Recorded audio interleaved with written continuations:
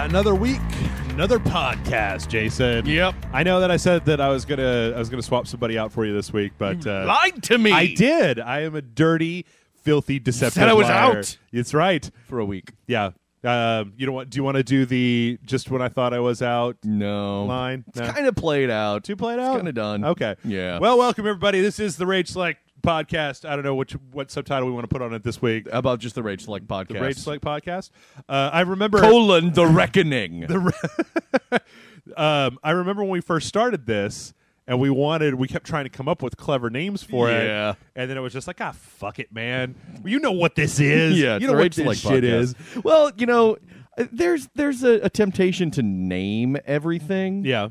Like the academy or the dojo. Yeah, and Some I think stupid that just shit like that. Well, that gets a little confusing, So I think we can just leave it as we can just say it's the podcast. Yeah, it's the podcast. The one. Otherwise, and you only. start getting like Phantom Menace syndrome, where it's like Star Wars : Episode 1 : The Phantom Menace. Right. Well, Jason, I wanted to ask you before we get started here for an update for all of our listeners about your puppies. I meant to. We were talking about what we were going to do to thank everyone because I didn't realize it was going to be an actual fundraiser. I didn't realize how big it was going to be. I thought, okay, Jeff asked me about it, and I was like, sure, that'll be nice. He said, hey, I'm going to put up a link to a PayPal and mention it on Sunday streaming. Right.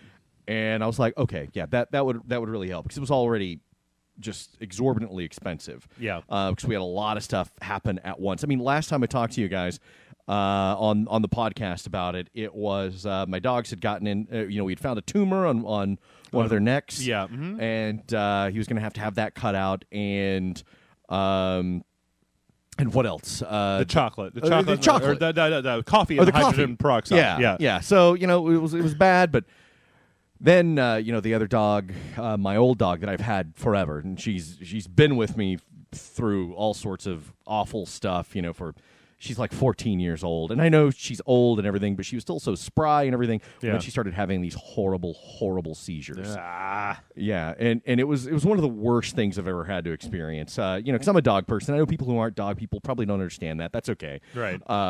Some people sit there and say, "That's stupid," blah, blah, blah. Well, fuck you. Yeah. Whatever. But apparently there are a lot of people out there, a lot of our listeners who are very much not fuck you. Yeah. And very kind. And they came forward and, Peter and Kristen and Kayla and Grant and Jeff all stepped up and turned this into an actual thing. And we ended up raising a lot of money. And it was almost to the dollar everything that we had already spent just in the last week on getting my dogs fixed. And so right now, as far as Redfern goes, he's the one with the tumor. Mm-hmm. They cut it out. It was a stage 2. I think that's what the terminology is. And so that it's stage 3 is where you have to see an oncologist. Right. Maybe give him chemo and stuff like that. Yeah. But it was stage 2, which isn't the best, but it could have been worse. Right. They think they got everything. Some of the cells showed very little sign of replication. Okay. Which is great. Okay. So we just have to watch him and check him for other lumps and stuff like that. He's a boxer. Boxers are very susceptible to that. He's a rescue dog, as are all of our dogs, all 3 of them. So he's a boxer. They're very susceptible to heart problems and also cancerous tumors. Okay. On their skin, and in their tissue. So he got that cut out. He's doing okay. The wound is healing well. So good signs with him. Excellent. We've had a little bit of a rougher week with Delilah. She's my older dog, also a boxer. Yeah. But right now they've got her on this cocktail, and it's it's one of those things where it's like, okay, what's just me being selfish and trying to keep her around, right? It's like I don't want to prematurely pull the trigger and say, okay, put her down, but I don't want her to suffer, right? Right. And a lot of this week has been me questioning that and saying, is she suffering, and putting her on a lot of medication where she was just really drunk, and I'm like, this isn't worth it. She has no bladder control and was stumbling all over the place. Because we had her on seizure medication, and that wasn't doing the trick. And then we put her on phenobarbital, which is a barbiturate. And so she was just out of it, just completely out of it, falling into her water bowl and everything. And it was just heartbreaking. Yeah. I mean, it really is just one of the most awful things I've had to deal with. But but now she's kind of adapting to the phenobarbital. Uh-huh. So it's we are almost a week without her having a seizure. Okay. She's had a couple of tremors and stuff like that, so we're still keeping an eye on her. We set up a little camera in their room, Allison's studio, basically, where we can watch them basically all day. Okay. And so every time I tune in to the feed, she's snoring on the couch, and so far so good. Knock on wood. So but that all of the money, I never expected that. I'm extraordinarily grateful and just floored. I don't even really know what to say. Thank you doesn't do it justice, but thank you, because it's an incredible act of generosity.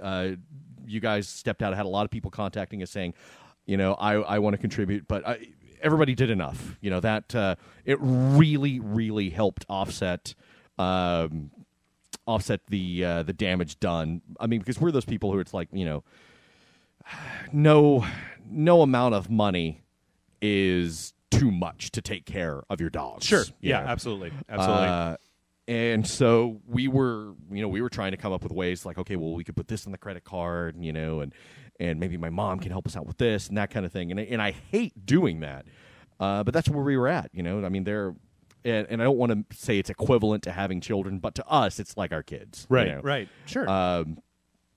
And so that really pulled our asses out of the fire and helped them get the good medication and the good care at a great vet. And so things are, today anyway, looking up. We're still, vigilant, looking for tumors on the one guy and watching for these horrible fucking seizures on Delilah. Yeah. So things are looking good. And for a lot of that, I have you guys to thank. There you go. So, yeah, my sincere thanks. Now, let's get back to me being a whiskey-swilling asshole.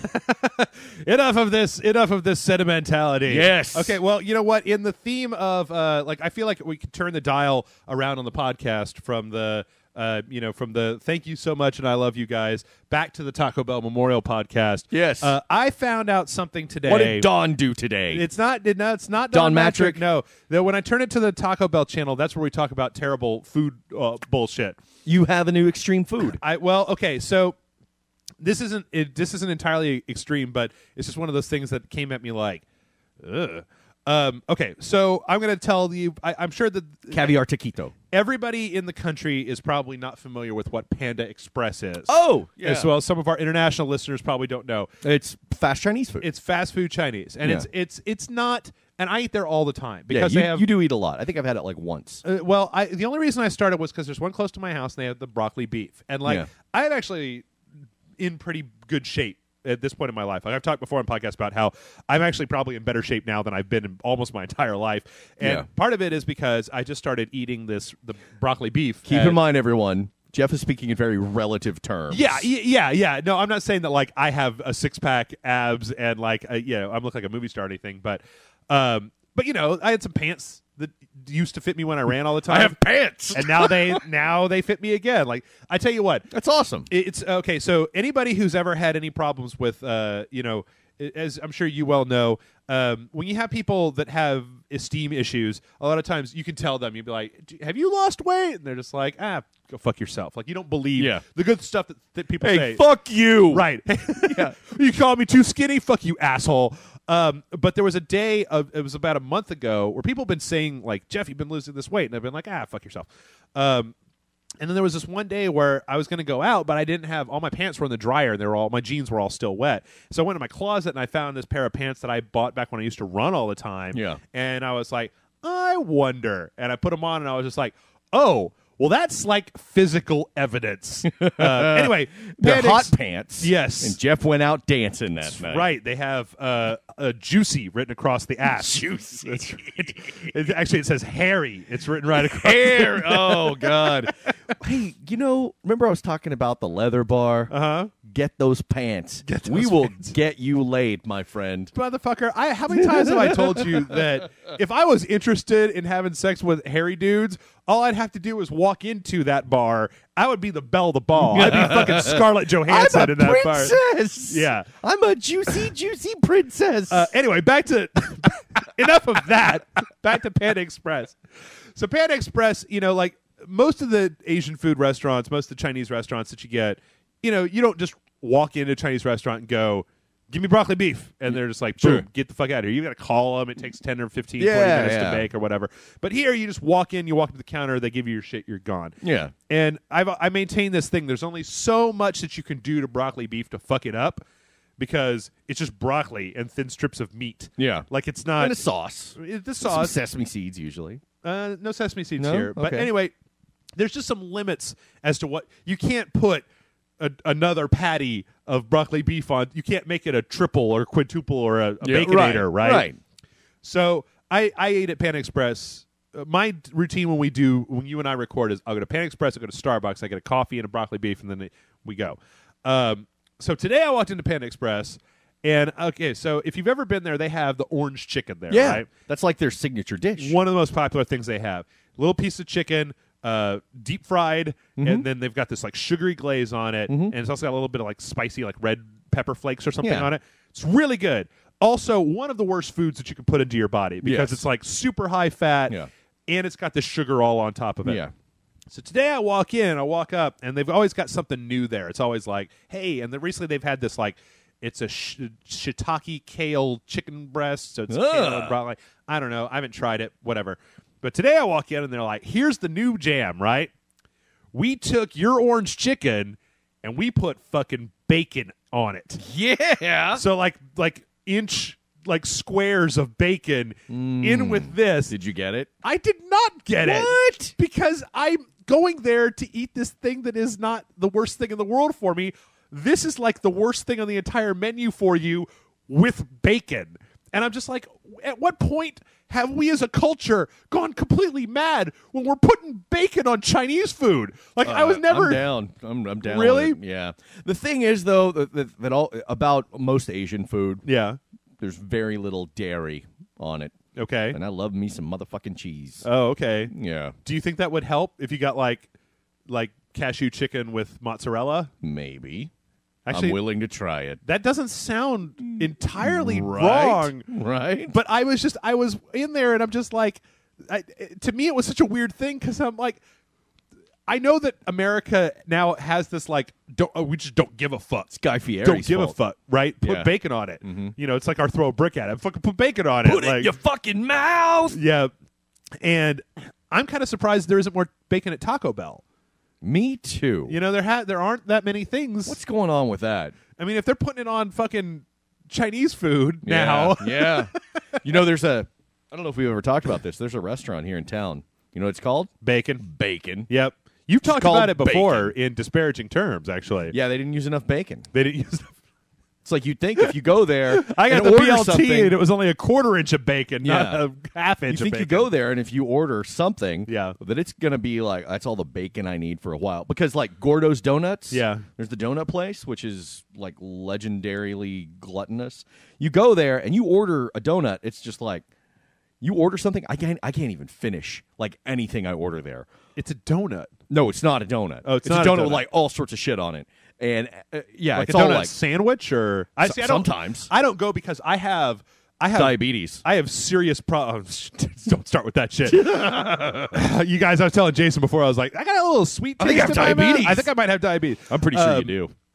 Uh, And AIDS. I have a problem with donuts where if you put a box of donuts in front of me, Yeah. I won't stop eating them until you take the box of donuts Dude, away. go to Gordo's. I don't You will wanna. not want after I ate at Gordo's, I finished like 50 to 75% of that plate, and I was just like, I don't want to eat a donut ever again. Yeah. I did, but it took like months. Because it was too much. That's what I want at bacon. I want to have so much bacon. I want to walk out of there going, God, fuck you, bacon. Why did you do this to me? I love the idea. I don't want to leave bacon wanting more bacon. No, wait, I love this idea of you eating this donut, right? And then the like 1980s movie sad montage music of people Yep. giving you a donut, and you just looking at it and just shaking your head. I and, can't, like, yeah. You can't do it. You got to fall in love. Yeah. You have to meet your manic pixie dream donut to fall back in love all over again. We need to go to Gordo's, my friend. I fuck it up one day or 2 or 3 days a week, and I Yeah. got the one thing that I mess it up with, right? Like I eat the P. Terry's, which Cock. is a burger and fries. I'm even going to dignify that with a response. the P. Terry's burger and fries, but it's like a sensible calorie intake. It's not just like a triple Baconator. Also, what's up with Son of Baconator, by the way? That's a thing? Yeah, I was at Wendy's the other day. That's awesome. And I'm like, you What guys is it? have the triple Baconator, right? Yeah. And this is basically the triple Baconator, but on a junior, the bun of the junior bacon cheeseburger. Oh, okay. Like, if you're going to eat a fucking triple cheeseburger, eat a goddamn triple cheese. Don't pretend like this is more healthy for you. It's a smaller triple cheeseburger. Can I get 8 Baconator sliders? Right. It's like, well, that's just 2 triple Baconators. But you know what? I used to go to Whataburger all the time. You remember we had that podcast a while back where I was like, not going to Whataburger as much anymore. I had it last week. Yep. Yeah. Monterey Melt Sun. It's all gyms for me now. It's all gyms. During the day? No. That's my post drinking food. Yeah. If it's all gyms, that means you're an alcoholic. Yeah, well, yes. Because I've even found there's one thing at gyms that I want. Yeah? It's the pork chop breakfast. Oh, that's good shit, man. 2 pork chops, eggs, hash browns, wheat toast. I dig the chili and eggs myself. See, I used to get the Rustler's Roundup. Oh, yeah. Which was like 3 eggs, ham, bacon, sausage, and and hash browns. But see, then I do it a step and a further. cardiologist comes by and checks you out. No, because you got all that, right? 3 eggs. This is going to be, people are going to be listening to this podcast. They're going to be so fucking hungry by the time we're done. And some people, some of our international listeners are just shaking their heads like, oh, Americans. Yeah. You And dumb sons of bitches. I'll tell you this because I've you're figured right. out how to. I put the stanky leg on top of the Rustler's Roundup, right? Because it's 3 eggs, 2 pieces of bacon, 1 ham, 1 sausage, and hash browns. Yeah. And then they have the side, right? They're like, do you want biscuits or toast? And be like, I want biscuits and gravy. I also want to shit myself before I get to the parking lot. Last time though, Jim's has gotten so bad that on last Sunday after John and I got done recording Savage Tits, we went to the bar and we talked comics until the bar closed. Yeah. And then John went home and I went to Jim's by my fucking self. Oh, eating at Jim's by yourself? Guys, if you don't know what Jim's is, look it up. And then picture Jeff there by himself at 3 a.m. Yep. and just email him like, hey, man, are you okay? You I wanna just talk to somebody? No, it was fine. I've actually gotten takeout from Jim's before. Oh, God. Because No! I don't know what's worse is like when nobody will go to Jim's with you. Do you go and eat by yourself, or do you go and get Jim's to go and you bring it home? You go eat home it? and think about your life choices. No, I'm not gonna. Come on. You get drunk, you want pork chops, or I want pork chops now. Anyway, yeah, that was the whole putting bacon on Chinese food thing just doesn't sit quite right with me. You know what the special they had in there when I went just a couple of days ago? What's that? Boneless pork chops, deep fried with gravy. Oh, at Jim's. At Jim's. I was like, I thought you were talking about Pan Express for a second. I was No. like, Jesus, man. No, we're back at Jim's. Back at Jim's. Yeah, I've had a chicken fried pork chop before. Yeah. In fact, there's a place here in town called Threadgill's. Uh-huh. And I used to get the chicken fried steak, but then I got the chicken fried pork chop, and that was way better. Really? Than the chicken fried steak. I got to try that. Chicken fried pork chop, cheese grits, broccoli rice casserole, cornbread on the side. Boom. Good to go. Yeah. All right, well, we've dicked around talking about horrible food enough. I think it's time to get on to the news. Oh, yeah, we're a podcast about video games. Yes, well, not entirely today because you got to have a formal report. We talked about tangential. this on Sequential Saturday, but I felt like bringing it back up again.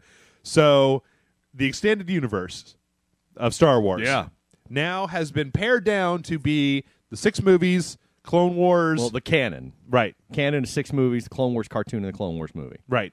And, well, but they're no longer even like letting anything else be called extended universe. It's all now called Star Wars Legends. Right. Yeah. And it's like Elseworlds. Well, are they just going to have legends? See, here's what I'm unclear on. This just occurred to me. Yeah. What is ostensibly extended universe stuff? Mm-hmm. Is there going to be stuff that's legends and then stuff that is considered canon?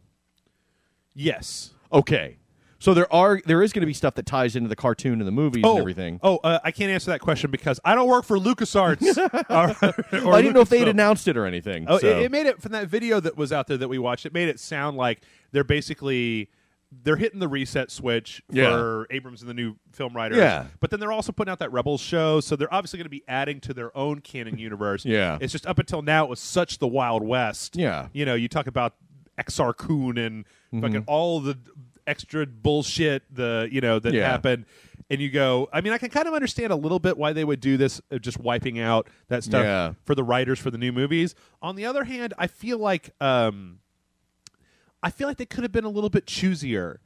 Like, unless the new movies are seriously going to like go real deep into the old Republic, like, what does it matter? What does it matter if KOTOR and some of the old Jedi stuff is there? Yeah. I mean, maybe they are, though. Maybe that's what's going to happen. Yeah. Maybe later. I mean, I think what would be cool, I think maybe they should say, like, okay, here's the canon. Yeah. We've got the movies, got the series, and then these books, but not these books. Right. These comics, but that's tricky, though. It's because there's so much. It's a lot harder. I mean, I feel like it's a harder thing to message. But I feel like the way that people are about Star Wars, the people who are fans of Star Wars are generally deep into Star Wars. Yeah. So you're going to say to them, like, okay, well, the Tim Zahn books and KOTOR and Force Unleashed 1, these are all canon or clearly something. But not like, the Tim Zahn books. Yeah, well, you know. I don't know. Yeah, I guess if we've got Han and Leia, it can't be... I guess it could. It could be after that. Yeah. But then you'd have to refer to the events of those books, and it would be real confusing. People would be talking about Thrawn in the new movie, and everyone's like, who the fuck's Thrawn? Right. You know? When we were running down the list, I just noticed, I was talking to you about this before we started, it looks like they swiped the Gennady Tartakovsky Clone Wars is off. Pretty sure that that was declared not canon. Actually, I think they declared that like a while back. Really?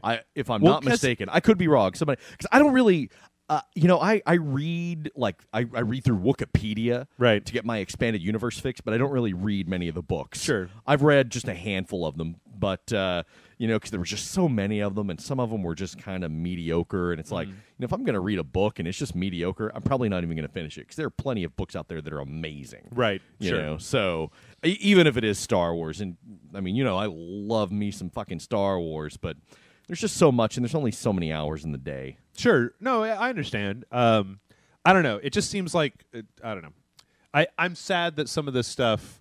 It was interesting the way that it all fit together, and there were definite kind of time periods and themes that were going on. That it seems like if you have a skilled group of writers, that you could work around some of that stuff. Yeah. Plus, but then, I don't even know if it would. I mean, Star Wars lore has contradicted itself so many goddamn times. Oh yeah. That I don't even know if you could just be like, these are the movies. The movies are like you didn't have to actually reclassify the extended universe as not canon. You could have just been like, well, fuck it, man. No, you know what? I think they did. Yeah, because there are enough fans of the expanded universe where enough people would say, we want official word from Lucasfilm. Actually, now that I think about it, for more than 10 seconds, I'd be willing to bet that this directly means that they're just overriding the time period where the Thrawn trilogy goes. That had to be why they did it, because everybody who was fans of that would just be like, well, what about this? Yeah. No, exactly. And I haven't read a lot about it, but I'm sure there are some goddamn losers out there just, resting their keyboard on their fucking Cheeto-covered bear gullet, or on their Cheeto-covered bear gut, going, okay, well, if you look at this here, this is clearly a superior story than anything that J.J. Abrams could come up with. And, is that how you hear most Star Wars fans? No, that's how I hear most diehard fans of anything. Oh, okay. Including, like, football or whatever. Right. Just it's like, fucking get over it. Shut up. Yeah, or kill yourself. We've had the discussion in the past about ownership of fiction. Yeah, and how it's a tricky thing. Like there is no just cut and dry thing. But I don't know. Like I still need to. I need to see a trailer for this shit, right? I can't do it off casting for the movie, right? I can't do it off casting. I can't do it off of. You got a while to wait. Details, that kind of stuff. You got at least a year to wait for a trailer. Summer of next year, right? No, summer 2015. Christmas 2015. Christmas 2015. Yeah. Wow. It's like I think the release date's like December. So is it next summer is Avengers 2 and Batman Superman? Yeah. Okay. And Captain America 3. And Captain America 3? I think. Wait, no. Captain America 3 is going to come out before Avengers 2? No. No. Wait, is Avengers 2 and next summer is Avengers 2. Okay. And Batman, Superman. I think Batman's shit. I can't even keep it straight anymore. Okay. I don't know. I know Captain America 3 and Batman Superman are going to come out on the same day. Oh. But they've been talking about how they might move that. That's pretty ballsy, DC. Yeah. If I was DC, I'd be like, Yeah. I don't know if we're good at that. I don't know if we can stand up to that bullshit. Yeah. Cool. All right. Well, next up on the list of video game, only tangentially related video game news, but people keep emailing me and the story like it's a thing, and maybe you can tell me why. Hey, guess what? They found a bunch of those ET cartridges in that landfill that were just supposed to be a bunch of ET cartridges. What? When was the first time you heard about this? Probably in the 90s at some point. I think I heard about it in the late 80s. Maybe you read about it in like in an EGM or something like that. Uh-huh.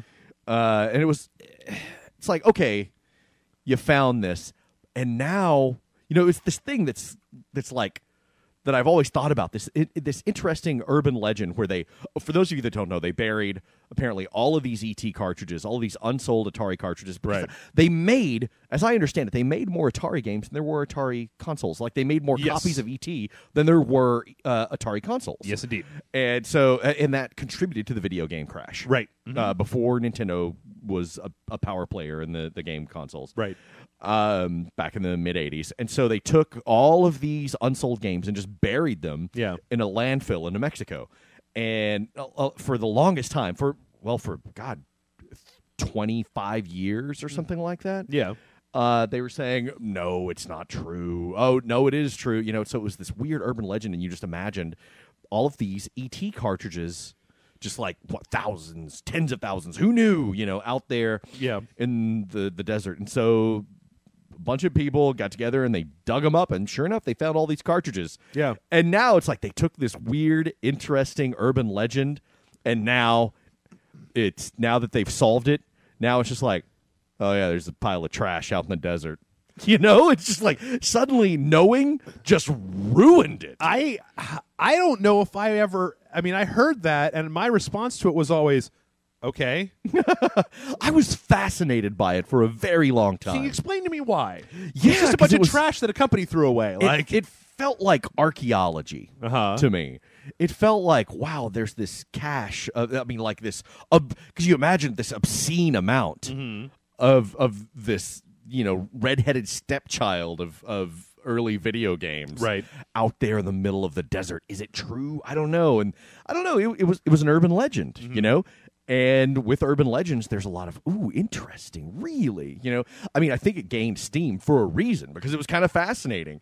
But now it's like, now that they solved it, it's like, oh yeah, there's a bunch of shit out in the desert. See, I guess for me, whenever you say the words urban legend, like what comes into my mind is very bizarre stories, like you got drugged at a party and woke up in a bathtub, your kidneys are gone. Well, kind of as thing. kids, that was kind of bizarre, because you just a lot of people like myself imagine like tens of thousands of this video game, just dumped out in the desert, and a lot of it was like they covered it in cement, and and it took all these permutations and everything, but really it was just like, now in our jaded understanding of mass production and products and commercialism and everything, it's just like, right, okay, so some company had a bunch of excess crap and they dumped it in a hole.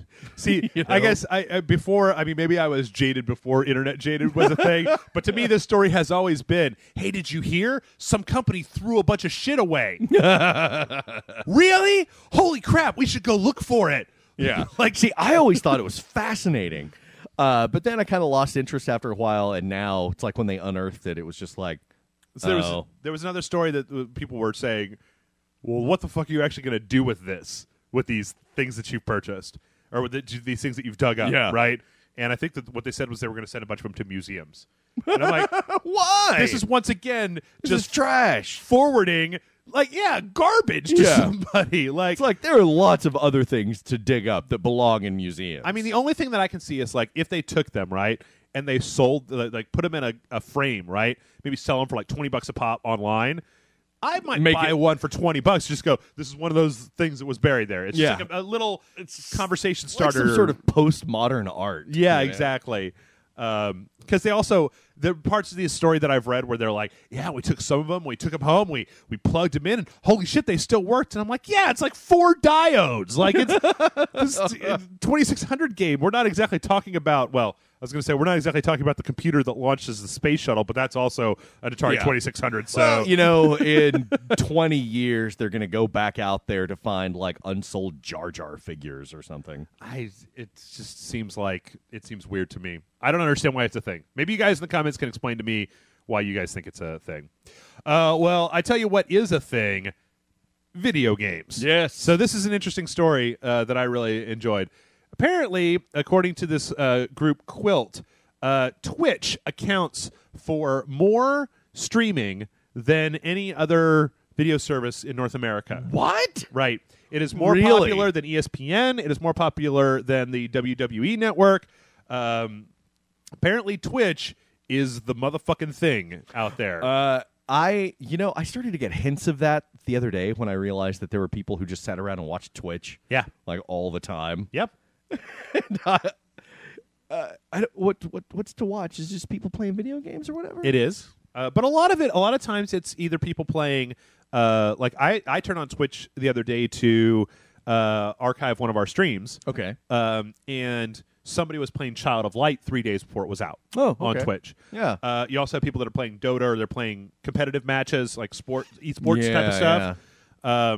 But I think that this is awesome because this is proof that like we've done it. It happened before now, but this is, I'm going to say right now, I'm going to make a declarative statement because fuck it.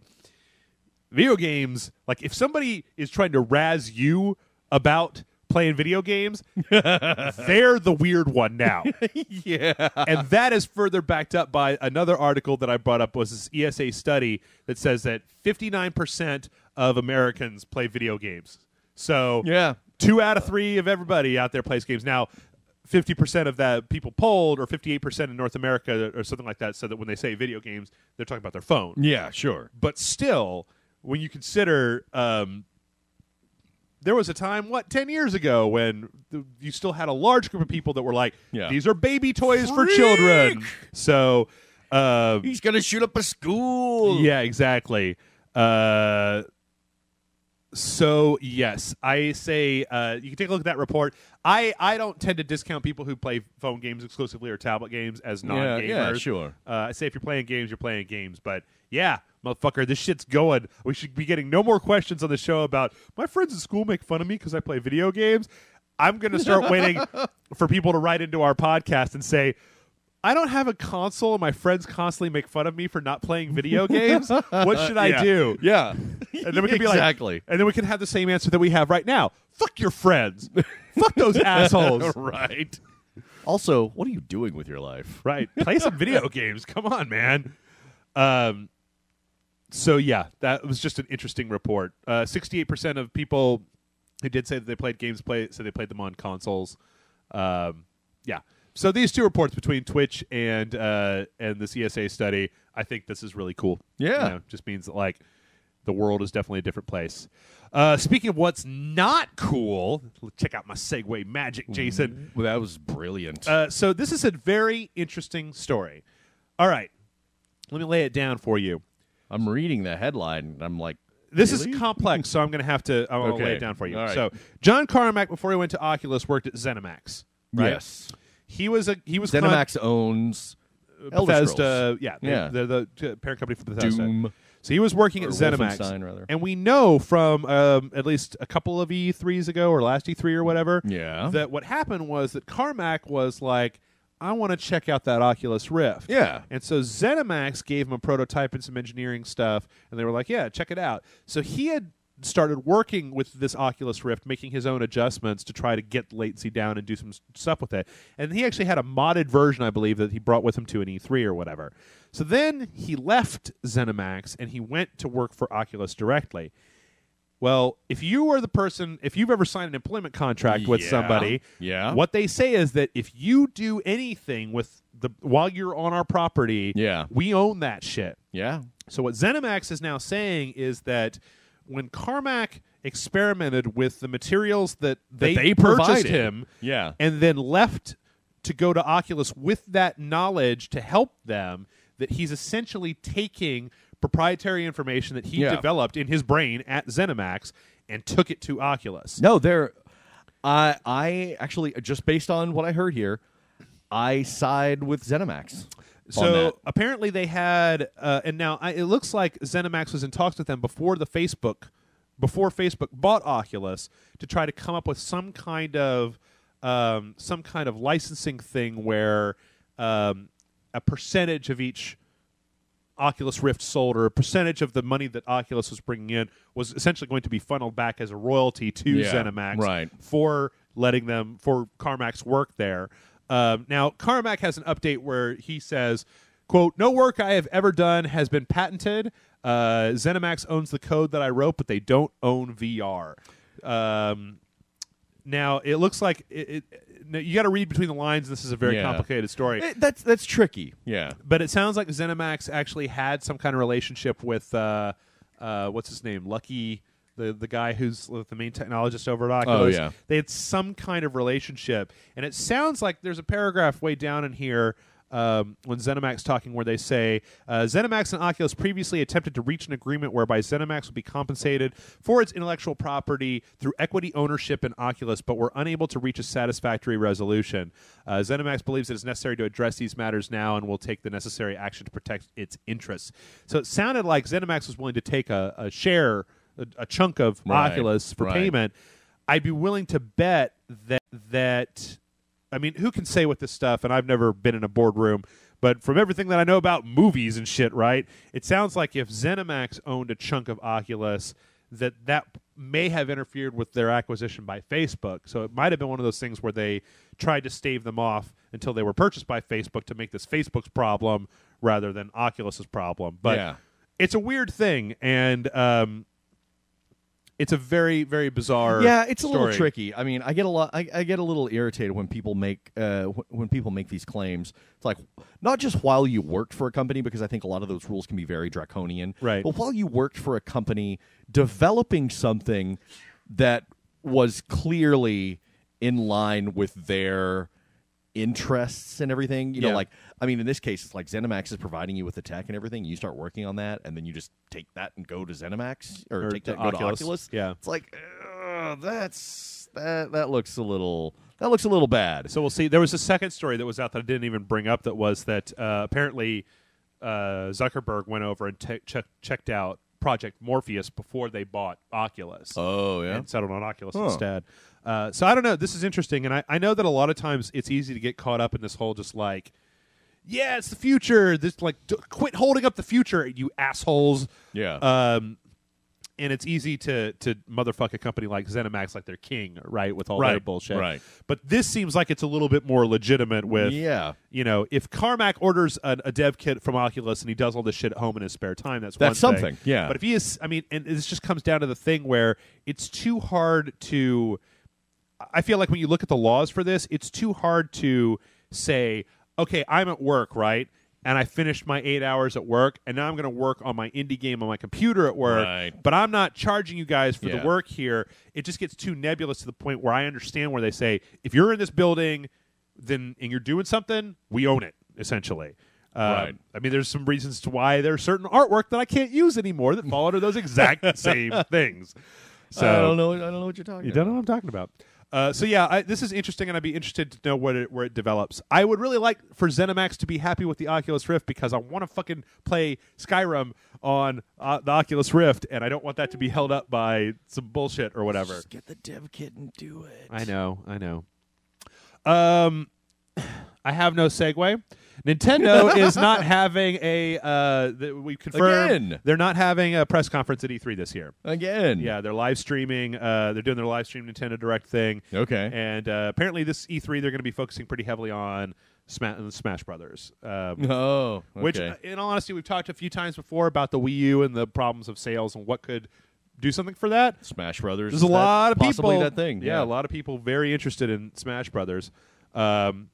So I don't know. Do you think the more I thought about it, the more I was like, there's a part of me that really likes the idea of the live conference, but I think that's the part of me that wants to go to that conference. Yeah. Like, if you're just at home and you're watching It doesn't matter. I think it would be better to have a slick, pre-produced presentation. Yeah. Because then you don't have to worry about fucking Kaz Hirai on stage trying to get a controller to work, or like, Right. or at the fucking the EA, the Activision conference where Battlefield kept crashing, or no, the EA, that was the EA one where they kept having problems or whatever with the sound. Yeah. And then it's like, if you're going to do, hell, I wouldn't even have a live stream. I would pre-record something. Yeah. And then just put that up there. That way you don't have that one poor bastard coming out and going, Peggle 2! Right, and then everybody goes, right.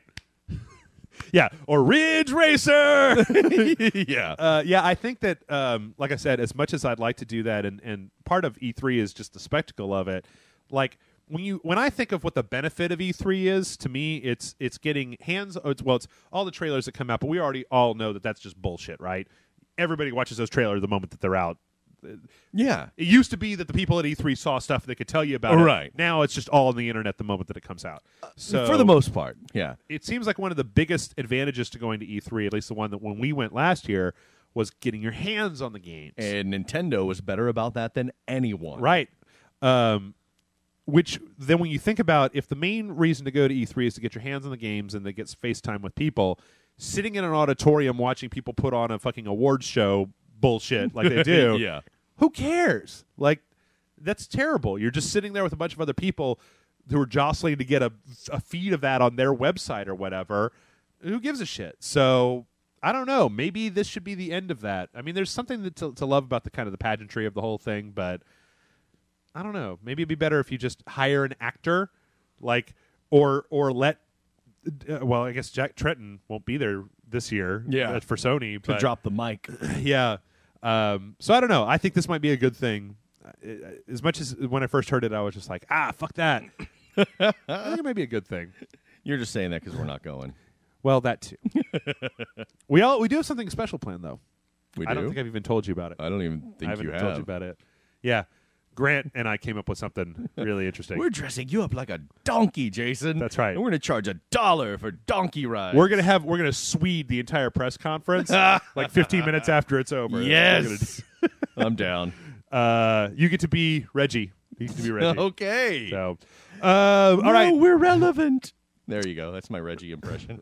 So we had, before we started here, Jason and I watched 9 minutes of Watch Dogs multiplayer, this multiplayer trailer that came out this week. And I don't know, man. I was pretty goddamn impressed. I think it looks pretty cool. Like, it kind of to me looks like everything well, not everything, but it, like, one of the things about Grand Theft Auto Online, and I know people are just like, shut up about Grand Theft Auto Online, but that I like the objectives that I was seeing, and I like the way that since everybody can do that kind of hacking the environment thing, that it seemed like there were more options than just shoot or drive. Yeah, right. There was watching people from a camera. It really seems to be a new type of multiplayer. Right. So they had a kind of a standard. First, they had one person invading somebody else's game, kind of a la Dark Souls. Yeah. Which resulted in a really interesting car chase. Yeah. And then they had somebody on their mobile app that was trying to hinder somebody doing a race, which I'm not really big on the whole mobile cross thing, but I don't know. Be interesting. I mean, that really looked like a good way to implement it. Sure. But we'll see how well it works. Yes. Yeah. And then the third one was basically a two-team deathmatch of trying to basically, it's like capture the flag and then keep the flag away from the other team while you hack it type of thing. Yeah, that was interesting as well. I mean, I think it looks like they've got some novel variations of on things that we're already familiar with. Yeah. And it looks really pretty, too. It does. It does indeed. In fact, that first part, now that I think about it, was kind of Assassin's Creed style, right? Because it's like... in a way, yeah, there were some elements of that. You see yourself as the main character in the game, but then the other person sees you as just a random NPC. Yeah. So, I don't know. It seems like it could be really cool. I think you guys should check that out real fast. This next one, Jason, I pulled this up just for you. Oh, boy. All right, so Steam greenlit a bunch of games. Yeah. Guess what's coming to Steam? What's coming to Steam? Ultima Online? Ultima Online apparently is still functional. There's really? another company, Broadsword Games is still running Dark Age of Camelot and Ultima Online. Okay. So what? I want to know if there's. I'm genuinely curious, and not to like talk trash about you, or not yet. Anyway, About me? No. Just are there any listeners out there who still play either one of those? Who play Ultima Online or Dark Age of Camelot? Yeah. I don't know. I can tell you. Wow. So does it require a monthly fee? I guess it does. I wouldn't think that they would. No, or is it free to play? I don't. I have no Or is there idea. just your initial purchase? I have no idea. It's I'm really curious. not out there yet. It still looks like it did like 10 years ago. So what I want to do is when this comes out, Jason, I want to make a video feature. I don't know, maybe we'll do it on the Academy or one of the sub shows or something, but I want to see you, because you talk all the time about how you used to play the shit out of Ultima Online. Oh, yeah. I want to see your mad UO skills, bro. Like, okay, let's see. How long ago was that? 18 years ago. it's just like riding a bike, No, man. yeah. 17 years ago was the Okay. last time I played Ultima Online. Okay. So, Are you saying you've forgotten how to play Ultima Online? yeah. Oh, okay. Totally. And it's changed drastically. Mm-hmm. So I have no clue. Well, I think that you need to get back in there. You need to get back on the horse. Shit. We'll do that. We'll take advantage of our Twitch live stream. Maybe some Sunday you can come over here and play. All right. Yeah, no. fucking Ultima Online. Just don't expect anything because, yeah. Let's just see. We got Broadsword Online Games. Let's just see what they have to say. Play now. Welcome to Britannia. Classic client, enhanced client, account management. Let's see what's. What do we got? It's EA and Mythic. What is Warhammer it? online refund information. Yeah, well, this isn't very good radio for people, but it looks like, we might, oh shit, it's on Origin? Wait, no way. No way Ultima Online is already on Origin. Why wouldn't it be? I guess it could. All right. Well, shit. We got to get on that. All right, and then one more tragic story. Bob Hoskins passed away last week. Oh, and I yeah. thought- Played Mario. He played Mario. Yeah. He was the one who introduced us to the canon of Mario's last names, right? It's Mario, and Luigi Mario. Right. You want to know something? What's that? I never watched the movie. You didn't? I watched parts of it, and I was just like, no. Oh, okay. Screw that. We need to have a watch along on Sunday where people have to watch you watch the movie.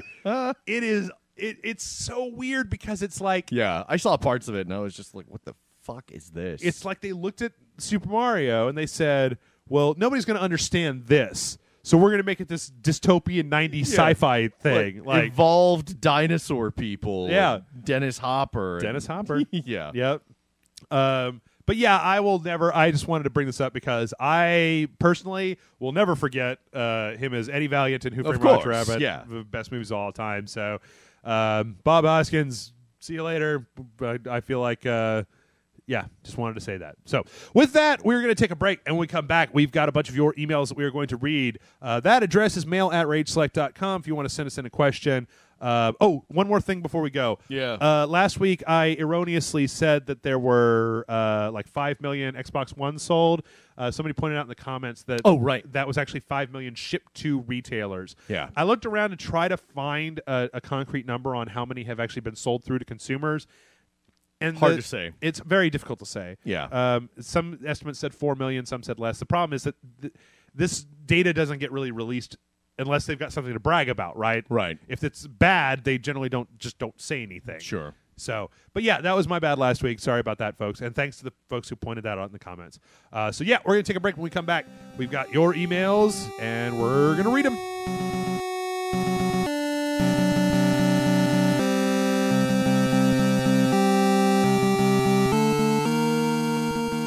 And ladies and gentlemen, we are back, and it's time to answer your questions. If you want to send us a question, mail@rageselect.com is the email address.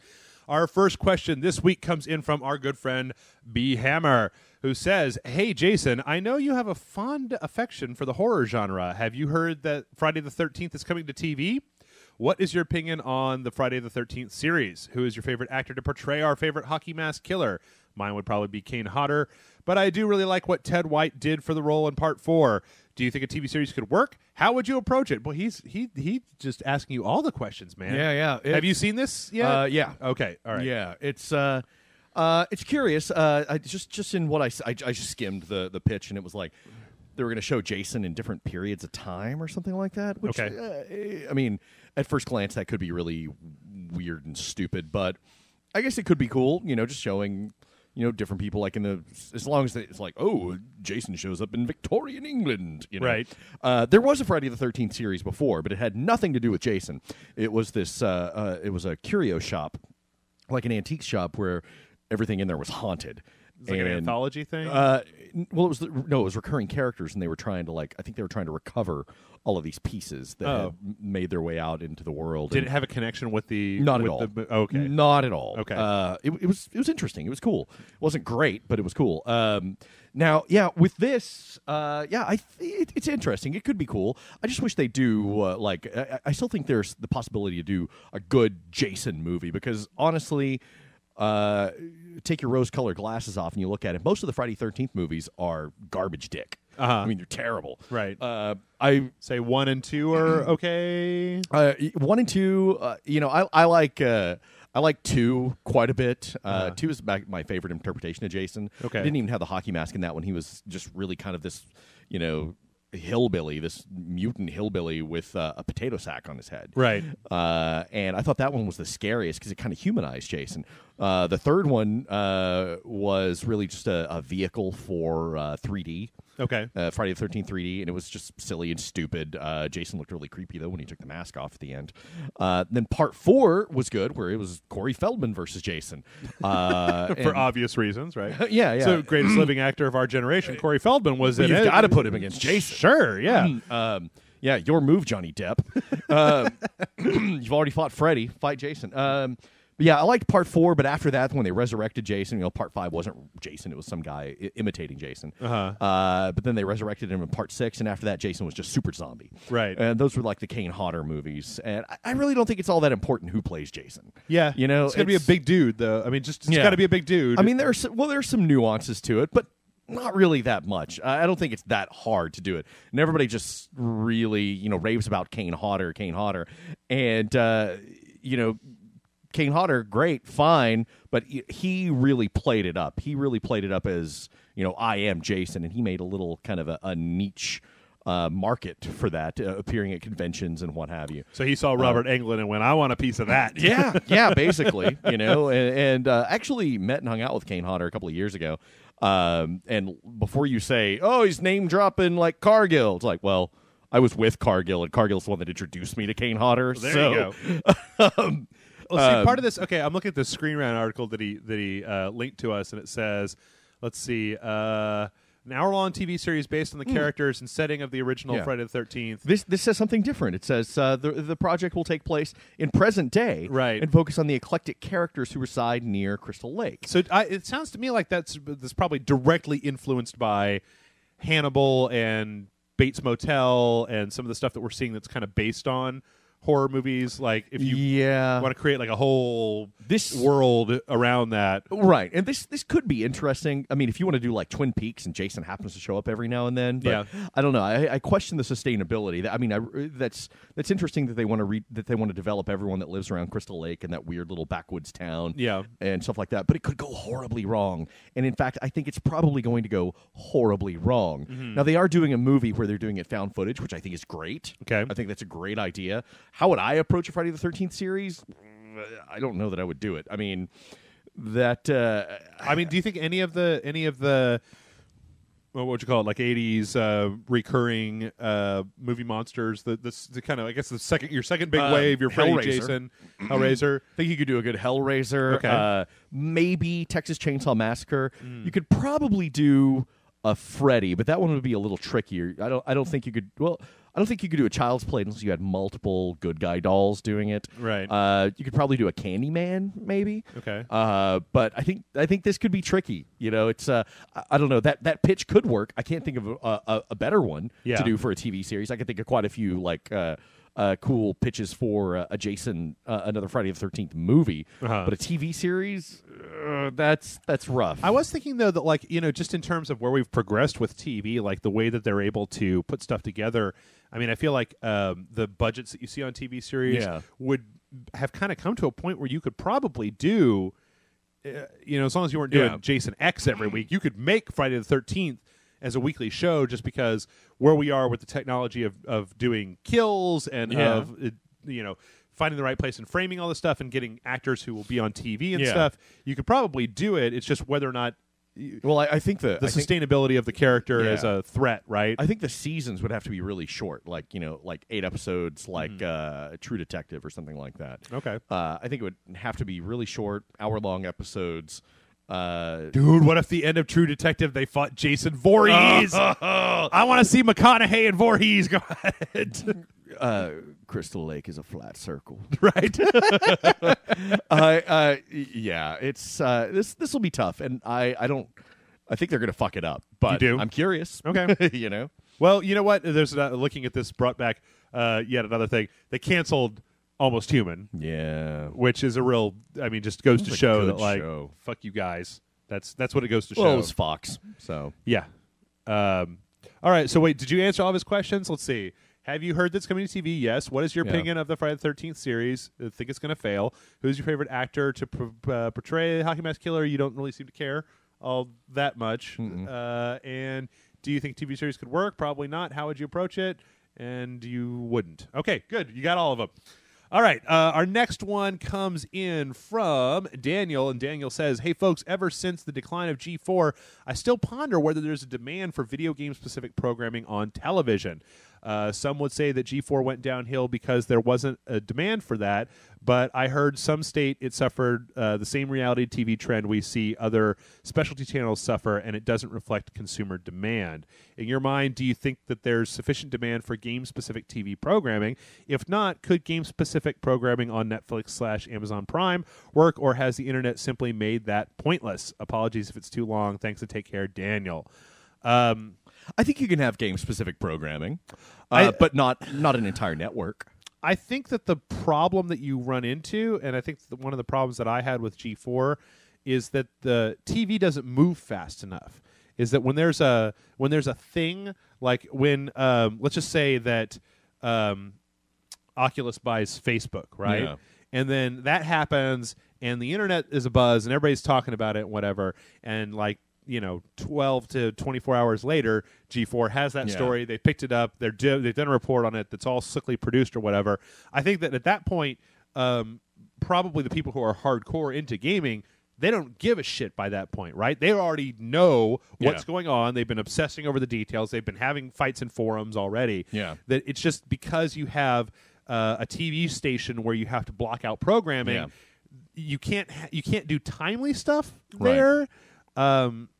Well,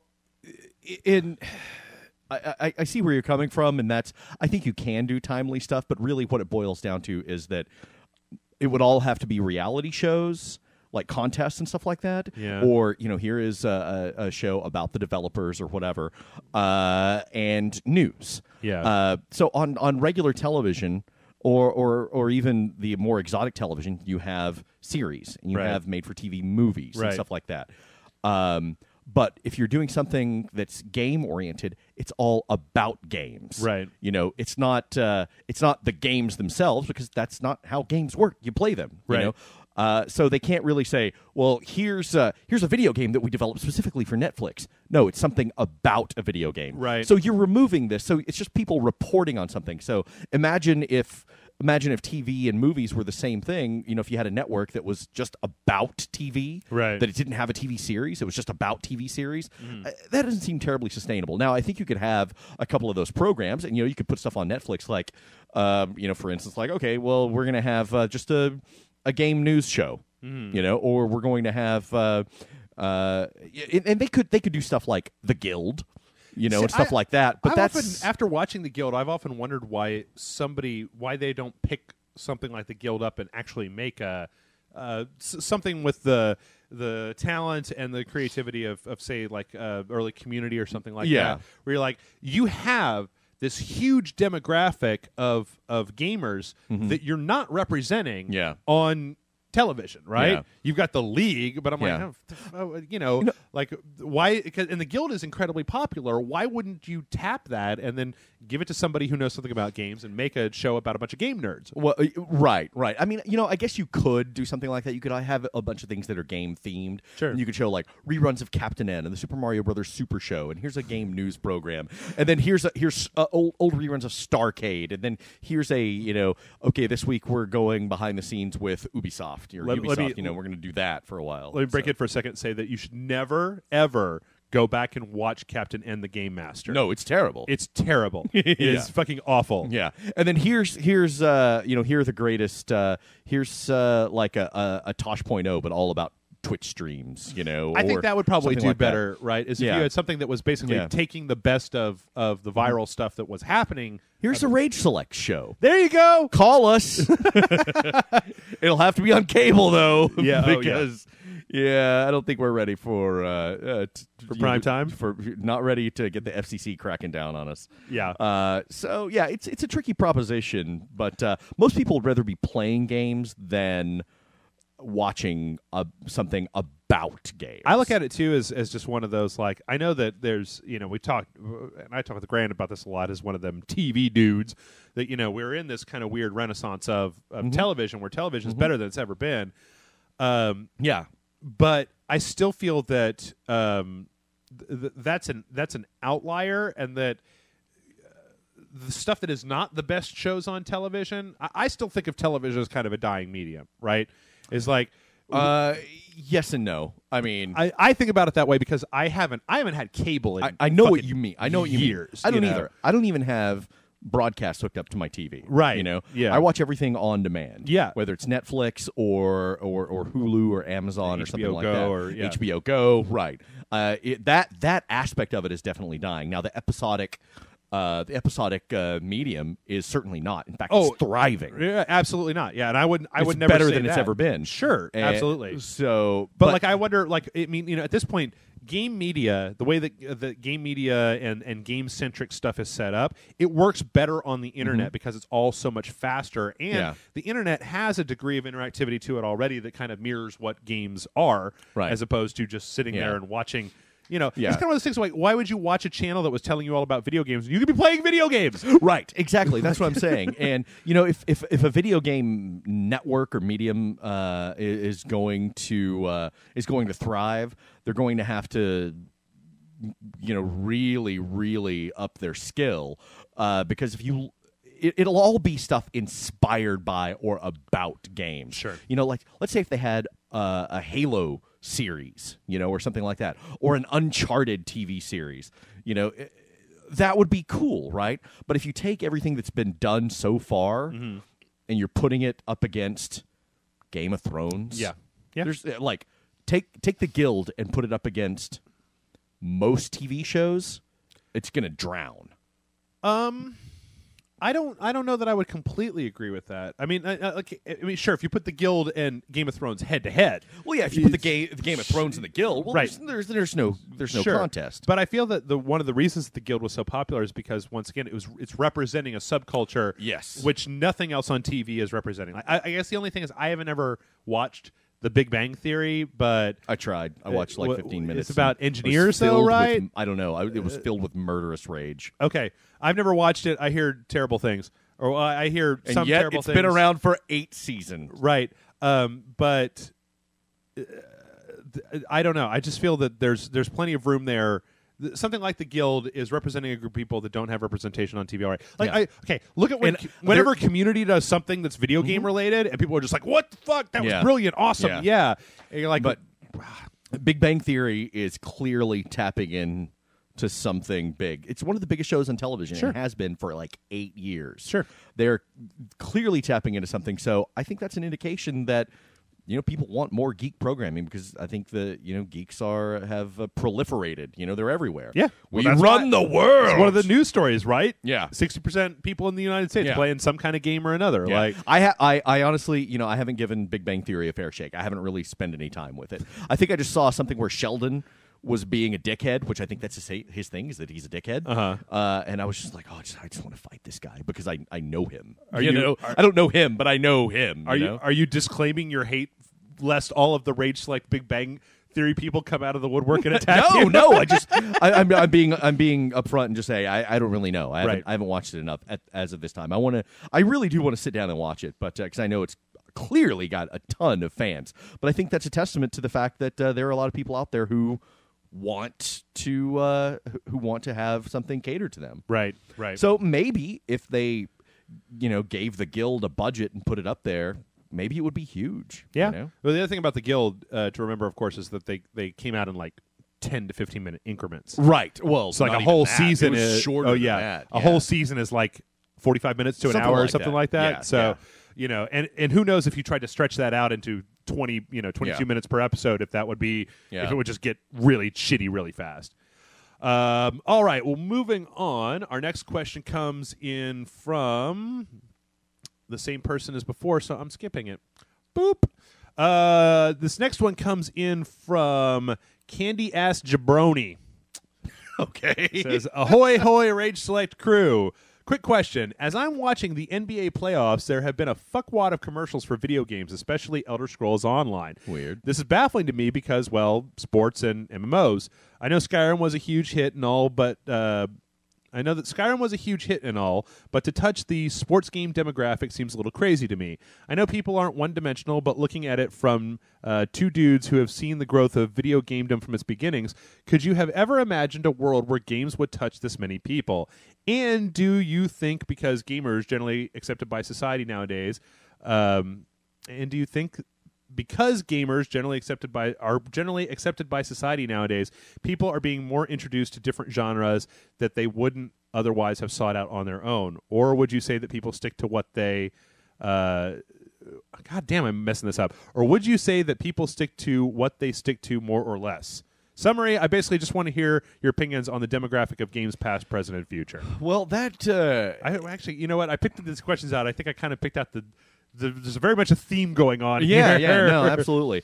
And that's interesting. That doesn't seem like the right fit to me either. I think your instincts are correct on that, in that advertising Elder Scrolls Online during the NBA playoffs. I mean, I know people who are into NBA and also MMOs, but that just seems odd. That seems like a big step, especially when MMOs are kind of on the slide. But it seems to me like if you're going to be doing that, you would advertise Call of Duty or something like that. Those seem to go more hand in hand. If you're wanting to get a game in there in that into that ad space, I think I could kind of see that where you say that a lot of people. Okay, I think I could see the thinking behind it as a breakdown of you're watching a sporting event.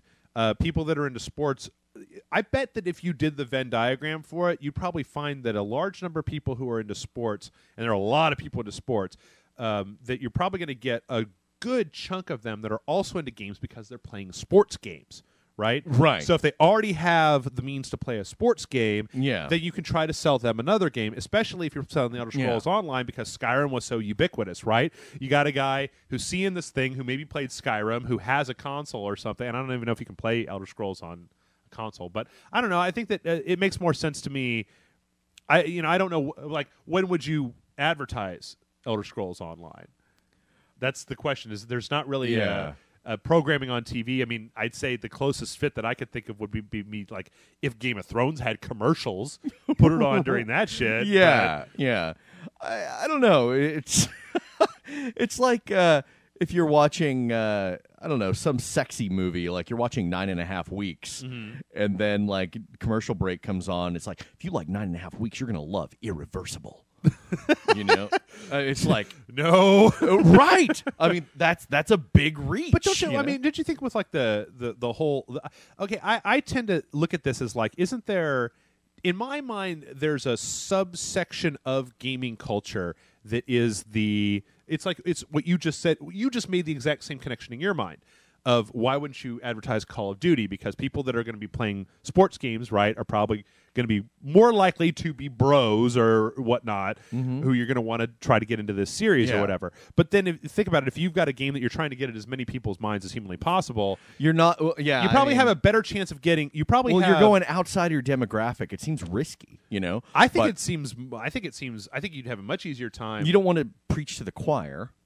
Well, but I don't think you would be. I don't know. It seems to make sense to me because it seems like of the people that watch sports, a large selection of them probably have some kind of gaming console, right? So yeah. I mean, you're not advertising. I mean, does it match up exactly? No, but I bet that there's probably enough of a crossover. Like if you were going to advertise a video game, you would probably advertise it during a sports thing because you have people who are watching this who are into games and such.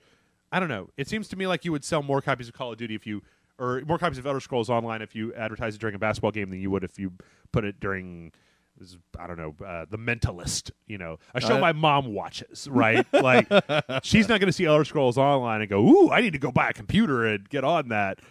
But as far as his actual question goes, he wants to hear our opinions on the demographics of games past, present, and future. I think we gave a pretty good analysis of it. Yeah, and I think it's fairly similar to the way that comics and superhero stuff is now, right? Is that it used to be like that's baby shit, right? Yeah.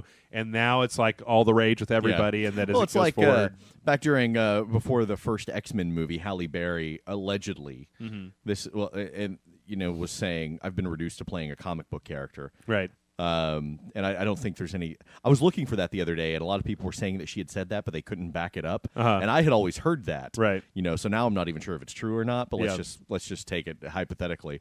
But now everyone's like, oh shit, I want to play a comic book character, right? Exactly. Yeah. So I think I think games are coming around. I mean, you've got a lot of people who are coming out. It's like, I play games all the time. Like Snoop Dogg, and then you see Frank Underwood on House of Cards. Oh, right. Who's playing Call of Duty? Yep. Yep. Yeah, I think that it's just infiltrated down to the general culture. Yeah. I mean, I would think you would kind of see the same thing with any geeky endeavor, right? Like, I mean, I guess you still get people.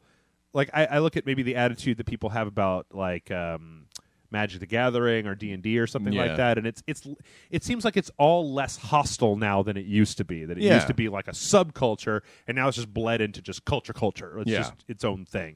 So probably in the future, I mean, if the generation that we have currently going in the United States, I feel like you're just going to see gaming as just an integral part of people's lives. Yeah. And I would be interested to know in 20 years whether gaming starts to surpass or even replace more passive viewing stuff. Well, like it TV. also depends on our perspective and where what our vantage point is, because I found that a lot that you are in the same bubble. Yeah. That we live in a certain bubble, and the people that we associate with are all people who are going to embrace video games, and they're going to say, oh, you read that comic? What did you think about it? That kind of thing. Right. Whereas if you travel outside of this bubble, a lot of times just outside of the city, outside of Austin, then it's kind of the same with racism.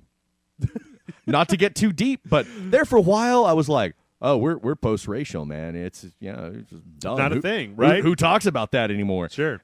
And then I leave Austin, and I go to South Texas or even upstate New York, and people are all the fucking Latvians, or the N-words and blah blah blah, and you're like, oh. We're not post-racial. It's just my friends are post-racial, right. And so I think it's the same thing with games. It's like, oh, okay, I don't have anybody that judges me about video games because I don't hang out with anyone who would judge me about playing video games. Yeah, exactly. I don't know. I personally, I've talked before about how I think that video games are, kind of your next gen shit, and that if we start seeing certain technologies take off, that it's just going to be everywhere. Yeah, well, I think phones are putting it in everybody's hands. Yeah. All right. Well, our next question comes in from Zeedman, who says, Dear Jeff and Jason, I loved your discussion about Captain America and comic book movies a few weeks back. I had a question about the future of Marvel and DC's cinematic universes. What superheroes do you want to see films from Marvel and DC, and who do you think should play them? For example, I think Johnny Depp would make a cool Doctor Strange, and I think Idris Elba would be great as the Green Lantern John Stewart. Can't wait to hear what you guys think. Keep on raging. All hail Dongacles. I hope I spelled that right. Dongacles. Yeah, okay, that looks about right. Sincerely, That's how I spell it. Ziedman on the site. So, you say Johnny Depp as Doctor Strange, and the first thing that comes to my mind is fucking Doctor Strange doing that fucking Keith Richards Captain Jack Sparrow thing, and I'm just like, no! Yeah, which ones do I want to see? I mean, of course, my big one's Power Man and Iron Fist. Sure. And that's going to be translated into Netflix and added to the Iron Fist universe. I don't know who I want to play them. Everyone's saying Terry Crews for Iron Fist, and I might be cool with that. I don't know. I mean, everything I've seen him do is either like stupid action or comedy. Yeah. But I'm open to it. As far as like who would play Iron Fist, I have no idea. Of course, they are making a Doctor Strange movie, and lots of people have thrown around Johnny Depp. I don't necessarily think that's the right guy. I like the idea back when they were talking about Johnny Depp as the Riddler in the third Nolan movie. Oh yeah, I thought that would have been an interesting. That would fit. be cool. Out of guys that they haven't mentioned that I would like to see get a movie like in the Marvel universe, I don't know. I'd kind of like to see a Moon Knight movie. Yeah, yeah. Is that because you're reading the Ellis Moon Knight, or and it's good? And it's yeah, good. I really like it. Bo hates it because he's a Moon Knight whore, but I think it's good. There's only been one issue so far, right? Though two that okay. I'm aware of. Yeah, there may be three, but I've only read two of them. Okay. Or I'd like to see I'd actually like to see Rob Zombie do a Ghost Rider film set in the 70s and rated R. Yeah. But that's never going to happen. I like his, the whole thing with Idris Elba as John Stewart, Green Lantern. That's been voiced on the internet a couple of times. I think that's a great idea. You don't think he's too old? I think that's one of a lot of things that I hear about Idris maybe. Elba is that he might be a little bit too old for that. Maybe so. Maybe so. But yeah, I think it's pretty cool. Who would you have play Moon Knight? Does it even matter? It doesn't even matter. I don't know if I know what Moon Knight looks like without his mask on. He's got like multiple personalities, okay. So, yeah, I don't know. Johnny Depp is Doctor Strange. Johnny Depp hasn't really endeared himself to me in the last several years. So there was a time where he was really on a roll. And then he got all hooked up into Tim Burton, and it just kind of all went downhill from there. All right, I'm just going to show up and I'm going to do a weird voice and have a weird affectation, and that's it. So. I don't know. I'm trying to think of my favorite Marvel books that I've ever read. I'm just not as. I do like. They've already hit a lot of the ones that I like, especially Avengers. Between Iron Man, like Captain America is probably my favorite Marvel hero, and they've already got two perfectly fucking great, wonderful Captain America movies, and he's in the Avengers, and I liked him there as well. I am kind of curious. I did think that in the Marvel Cinematic Universe that Hawkeye really got boned because he was only. Well, he's going to have a big role in Avengers 2, from what I understand. God, I fucking hope so, because when you go back and you watch Thor and he's in Thor, there's no reason for him to even be in Thor. Yeah, he's just sitting up there. It was just to put Hawkeye in Thor, right? Yeah, and then in Avengers he spends like half the movie. Bad, right? Right. And I just I liked Jeremy Renner as him. I would what I would really like to see quite a bit, and we kind of went back to he could never do it because of the licensing for it, but I would really love to see Scarlett Johansson and Jeremy Renner in a kind of 24 style, like weekly crime spy type of thing. Yeah, where I'd like to see the TV series adapted from the Hawkeye comic series that's going on right now. Oh yeah, I've heard a lot about that, but I haven't ever read it. Haven't read it yet. Yeah. God, there was one For I was DC. I was thinking that you could probably do a really. It would probably be very easy to do, and I keep bringing this up over and over again. Starman as a TV series. I'd like to see The Question. The Question. Yeah. I've heard a lot about The Question, but the only time that I've ever seen The Question was on the DC Justice League Unlimited. Yeah, that's the best he's ever been, I think. Okay, I don't know. Read there was the anywhere, Renee Montoya. Oh yeah, run on Question. No. No. Yeah. I'm trying to think of any others. I do like Plastic Man. I'd like to see Son of Satan. I do like Flash as well. I really think the Flash is a very cool That character. would be cool. And I really wish that the only problem is that you kind of get into some issues where if you were going to make any kind of like Flash series, it's always going to have to be super special effects intensive. Yeah. Because when you've got a dude who can run that fast, that kind of fucks up a lot of the rest of it. Yeah.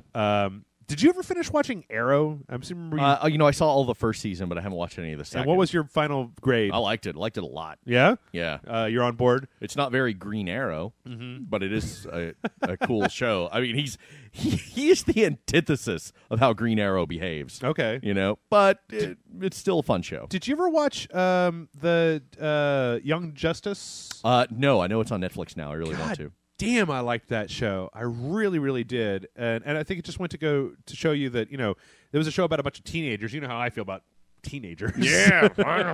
But their whole kind of trying to find their place in the world and carving their stuff out. Like I haven't really watched any Teen Titans, and I know a lot of people really like Teen Titans.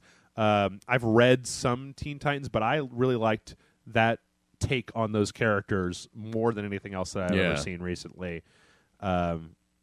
I want a Starman. I want a Starman. All right, let's move on. Our next one. Oh, I just wanted to say real fast that we had. Did I show you the Facebook pictures? Though some of our fans. No. Okay, hold on. I don't believe so. Bring this up just real fast. Are they testicles? No. They're not testicles. Some of our fans they created a bowling team that they named after Rage Select. Yeah. And they named their team Shame to the Dojo. And they came in last place, and they sent us a picture of them drinking 3 different of our Rage Select What? shirts and drinking. Yeah. Gary Marspants Horse Parade Classiest shirt, and I was into the Founder T-shirt, the first one we ever sold. Yeah. So I just wanted to say, oh my God, it brings a tear to my eye. you guys are awesome. I'm so proud of you guys, especially since you came in last. Yeah. Because you know what that tells me? You guys were busy drinking That's rather right. than bowling. And I respect that. Gary Marspants Horse Parade. Yep. Kick ass. Marzipan's Horse Parade. I can't give this a higher kudos Yeah. than I am right now. And I don't know if you guys I'm want... going to rub my boner on the screen. That's what I'm going to do. You rub the boner on your own screen. I'm going to rub it on your screen No, right not now. on my screen. Yeah. You keep your boner where it is. So happy. So, yeah. Yeah. Oh, gross. So, they That sent guy us some is pictures. picking her nose. Yep. All right. Shame to the dojo. Shame to the dojo. All right. Our next question Made my day. comes in from Josh. Josh says, "Hey, guys, it's Josh. I've noticed that Jeff seems to have a visceral hatred for corporate culture. I feel your pain. So what would be your most embarrassing office situation you've been in? Mine would be where I was borrowing my boss's laptop. I logged into my Gmail account on Google Chrome, and unbeknownst to me, it synced up my browsing history with my home computer. All of my browsing history. So when my boss typed in reddit.com, the first suggestion was the porn site redtube.com. Try to talk your way out of that. Keep it classy, guys, as always, Josh. So I'd like to take this moment on behalf of Josh to tell everybody that when you're going to watch streaming porn, open up an incognito window. It's Control-Shift-N in Chrome. These are on my computers, and I do it when I watch porn. So protect your Josh. neck. Protect your neck, man. Oh, man. That's so horrible. Yeah. Your boss is like, I don't have anything. My boss right now, I do not have corporate culture right now, but my boss right now, I'll tell him, it's like, I'm going to file a sexual harassment thing against you to HR. And he's like, okay. And he tells me, he says, here's how you file an HR violation. You write it down on a sheet of paper, and then you shove it right up your ass. That's what he told me. And I was like, well, I know. Right. I mean, I was thinking about back when I used to work for the man, and I know you worked for the same man. A long time. There were a couple of... I'm trying to think of embarrassing. I was never... Like, you come to learn when you worked for the man for a long time that, for the most part, as long as you're not punching anybody or pooping on anything, the man don't give a fuck. Like, you have a bad performance review, and they're not going to, like, it's like your boss is going to hold it up and walk around and be like, ah, yeah. I never, in all of my years in my little corporate hell, I don't think I had anything particularly embarrassing that I can think of. I don't really know if I ever had anything either. I will tell you though. Oh, I did. You do? Yeah. Run it by me, man. This was minor and not my fault, but I was talking to a customer who was going to buy a computer. And he's like, I need something because I'm really into SETI, right? The search for extraterrestrial intelligence. And you just had to quit laughing. You just had hold down the mute button. And he was like, I want to make sure it's able to tap into all the stuff. And I think they do that like shared computing where your computer can help process the stuff, the radio transmissions or whatever, blah blah blah. Yeah, there was a folding. There was an app on the PlayStation. You remember? Oh, right, folding at home where you could run it in the background. And it would use it to solve like complex medical problems or things like that. And he said he was like, well, is this computer that I'm looking at capable of that? And I said, well, let me go to their website and see if they have any specs or whatever. And I just typed in like SETI.com. That is not the site. SETI.com is sex with extraterrestrial intelligence. And so there's this, I pull up in the workplace, there's this image of this guy in this stupid like little green man outfit with this giant tongue going into this girl's vagina. And she's like boning this guy in this stupid like Halloween Land costume that the guy would buy for like $25 or something. Right. And I was like, I thought of one. I thought of I wasn't actually embarrassed by this, but you can, if I tell it as a story, I can see how other people might find it embarrassing. So one of my first gigs when I worked at Dell was as technical support, right? Yeah. And I was I think it was like 18, 19. I was the youngest person in the entire place. Yeah. And there's this one guy there that was one of the level 2 technicians that used to he was a single dude. He had gout.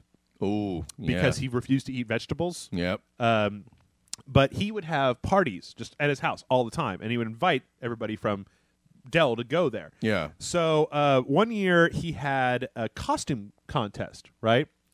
Now, I can't tell you the mental process that leads to what I'm going to say next because it's been too long. But he was having a costume contest, and he had a $200 prize. And you said, I'm going to go as Lady Godiva. And I decided that I wanted that motherfucking prize, right? Mm-hmm. So I don't know why, but I decided to dress up like a lady. Yeah. And I found myself a I'm nice not dress. Surprised. I got myself a blonde wig. Mm-hmm. I got all made up and shit. Yep. I walked into this place. I'm going to put this in the certain file, the evidence file. The shit that people already know about Jeff. You go back and listen to Sunday streaming where last week where for money I told people the story about how I pooped myself. Oh, right. Yeah. Yep. Which was people were probably imagining something completely different. Anyway, so I walk into this party, right? It's a Halloween party. Everybody's all dressed up, and I'm dressed up just like a pretty woman. Yep. Fucked him. I got to that party. No. Okay. I got to that party. He fucked you? No. I got to that party like an hour and a half after it had started. Yeah. Because I had problems with, the woman shit, right? So most of my coworkers there were like hammered. And I had at least 4 of them who came up and started hitting on me. And I was like, hey, what's your name? I don't know if I've seen you before. And I was like, it's Jeff. Jim, it's me. And he was like, oh, fuck. But what was weird was that I had a couple pictures from this. There was pictures of me outside talking to people. Well, I got the wig and stuff. I don't know where any of them are anymore. I would gladly put them up there. I don't give a shit. Like, this is when I was 17. I fucking cares. Or 18 or whatever. But the addendum to the story that's hilarious is I won the prize, and it was great. I wasn't remotely embarrassed at the time. People were like, great costume, whatever, blah, blah, blah. But then like 5 years later, I went to...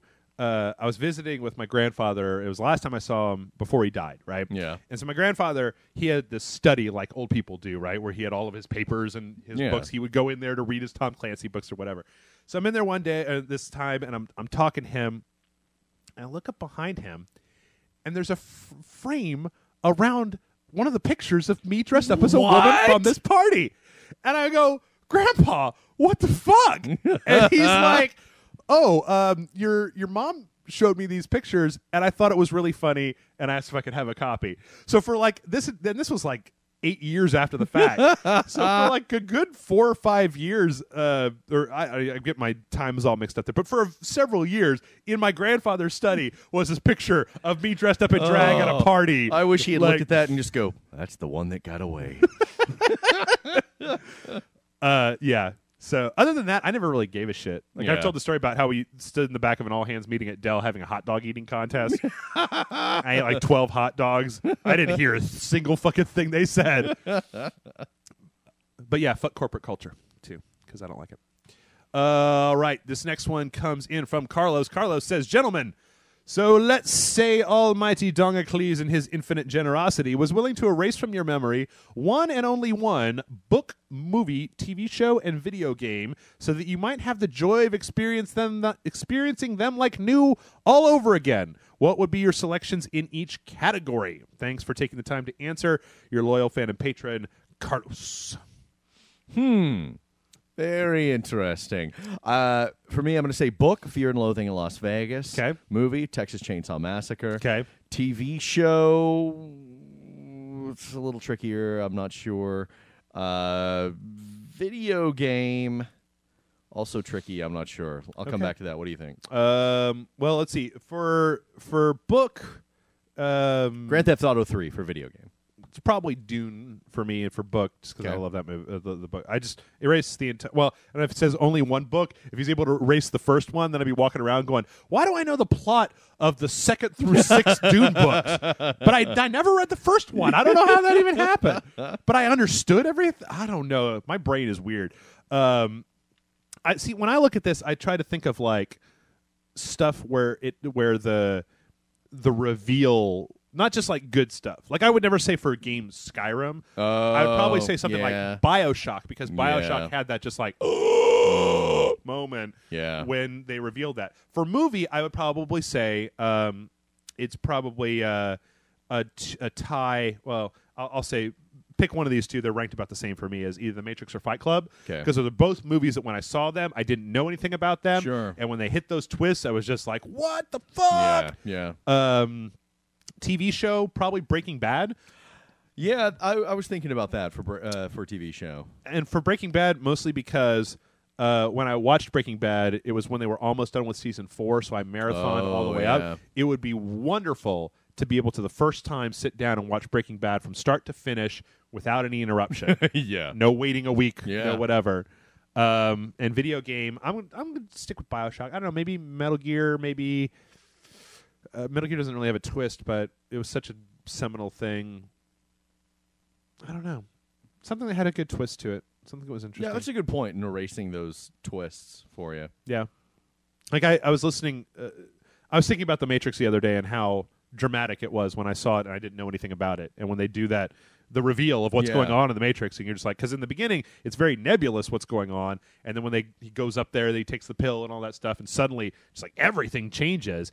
And there was I knew so little about it when I went into it that it was such a dramatic thing. Or the turn at the end of Fight Club, where, you know, when you watch Fight Club for the first time, I was talking to somebody about this. Was I talking to you about this? It was me. It was you. Okay. It was me. Okay, I'm sorry. I'm repeating myself, but I'll just say it for the people at home. But when you watch Fight Club for the first time, you know, Marla's such a bitch. Right. And when you watch Fight Club a second time, Marla puts up with so much shit. Yeah. Did you do video game or TV show? I did TV show. I was thinking Breaking Bad as well. Okay. Video game, what did I say? I think I said something for video game, right?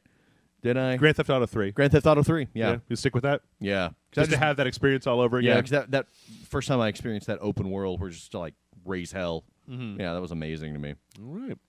All right, you got a couple more questions, and then we're going to be done. Next one comes in, let's see, from there is no signature on here, and I don't know if I can say his name. Adjitama. Yeah. Ding Dong Lords of Rage Select and Hail Satan. Satan? Come Yeah. on. We've got our own boner lord.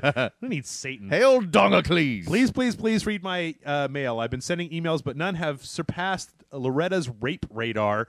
This guy's just making up all kinds of shit. Yeah. Plus, I'm also a patron. Here's a non-gaming question. So with many announcements of superhero movies like Marvel Studios has prepared to make movies until 2028. Warner tagged Snyder for 2018 Justice League, and Sony planning to release Amazing Spider-Man 5 with Miles Morales as the lead. That's rumor right now? Speculation. Okay. Yeah. Do you guys think that we'll be sick of too many superhero movies or TV shows?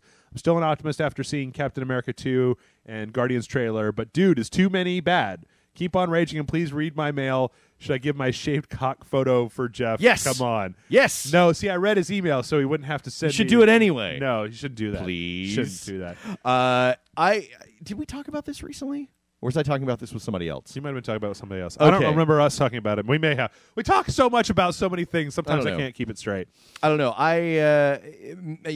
have a predilection for superhero films. Right. So, I like a lot of them because I'm a big comic book fan.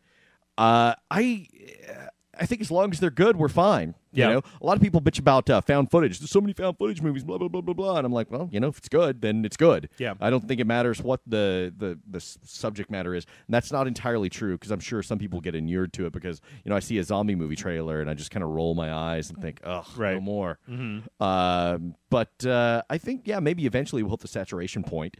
I haven't yet, but it's going to take a couple of bad ones for people to just say, and for studios to say, all right. Superhero films are dead. I don't think that's the case. It's just don't make bad movies. I think that the more that you have, that it's what your law of averages, right? Is Yeah. The more that you have, the more possibility there is for good ones. And the more possibility there's for bad ones. Sure. Right but, now, we've had very few bad superhero films in a long time.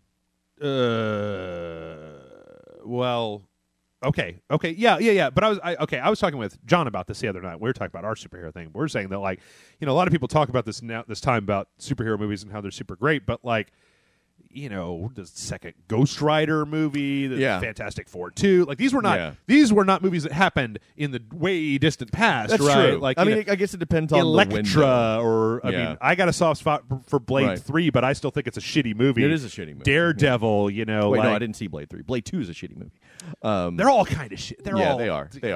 Yeah, I enjoy them, Blade people. I do enjoy them, but maybe I'm wrong. Maybe maybe there's room for even the bad ones, and that it's Green Lantern. Maybe it's right. Yeah, You know. Spider-Man 2 apparently is not good. Spider-Man 3, the Tobey Maguire one, which was maybe a little bit. People are maybe a little bit harder on it than they need to be, so. but there's. I mean, I didn't really care for Man of Steel all that much, and that's kind of universally adored. A lot of people didn't like Man of Steel. I really did. We talked about that, but yeah, maybe it's just I think it's just another genre. It's Sure. like, well, noir's not dead. I think there are plenty of good stories to be told in any genre. I mean, I'll say this: I don't necessarily care all that much for the Thor movies. Oh, right. I thought I think they're fairly serviceable movies, but I just not as excited about them as I am about. I'm the same way. Captain America. I'm the same way. I much preferred Iron Man 3 to Thor 2. Yeah. Not to say that Thor 2 was a bad movie. It was just it's all right.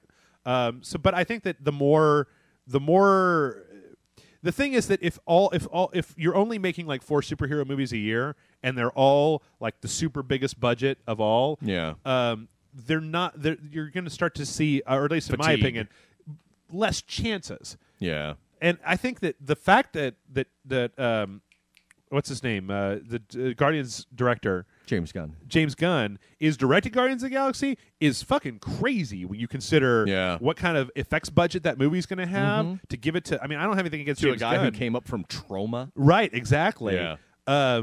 So I think that the more movies that you have out there, the more that we would have maybe the idea of getting a Starman movie or a Moon Knight movie or something like that. Is that they're going to run down the top 40 or so. But if there's room enough if superhero movies always make enough money when they get to the theater, you're probably going to start to see some more middle tier stuff. And they've already started talking about that, how they're going to have some lower budget, lower scale films. Yeah.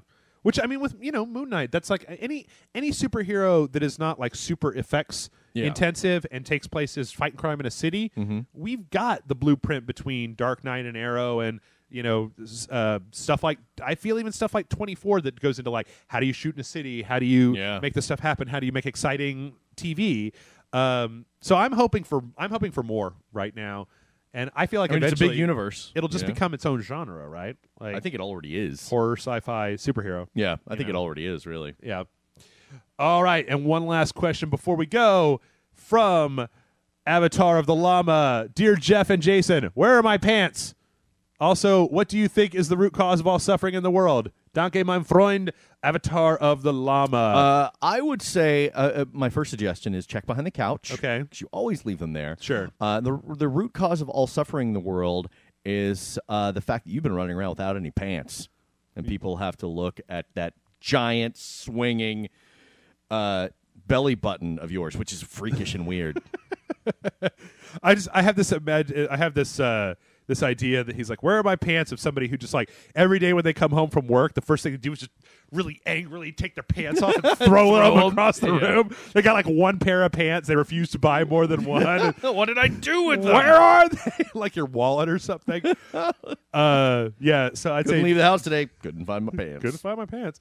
Pants are shitty, man. I don't like them. What is the root cause of all suffering in the world? I don't know. The internet. That's a pretty easy answer. Corporate greed. Unrealistic expectations. Are we philosophers now? Maybe are we so. The cause of all suffering in the world? Expectation? If you have expectation, then you will only be let down when you do not meet your expectation. Or It's is it pessimistic. okay? I don't know. I don't know what the root cause of all suffering is in the world. I assume that it's Aliens, colonial marines. Aliens, colonial marines. That's a good answer. That's a good answer. All right, folks. Well, we are done for today. Those are all the questions that we have. If you want to send in a question, send it to mail@rageselect.com. That's mail@rageselect.com. And if you're over 18, send pictures of your testicles to Jeff. No, don't do that. Yeah, or someone else's testicles. I have to wonder if every time you say that and I say no, don't do that, if what they hear is they hear you say it, they're like, I'm going to do it. And then I say, no, don't do it. And they're like, all right, I won't do it. And that there's going to be a week where you say it and I don't say no, don't do it. And that's going to be the week that I get all the testicles in my inbox. Either that or just Ball bomb. The ball bomb? Yep. Oh, man. All right, folks. Sack attack. Well, we'll be back next week with another podcast here on Rage Select.